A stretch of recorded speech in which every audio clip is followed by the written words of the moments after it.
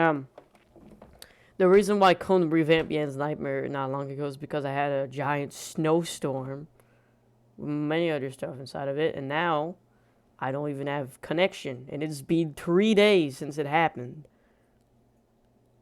I'm going to do a lot. Well, it's gonna take me a lot of time till I get it back. So, yeah, I'm going to post this video when I'm gonna have internet again. Right now, it's like the 4th of April. I think it's, wait, no, 7? I honestly don't know what time it is. I need to go to the kitchen now to see it. So yeah, I'm gonna post this video after when I'm gonna get internet back.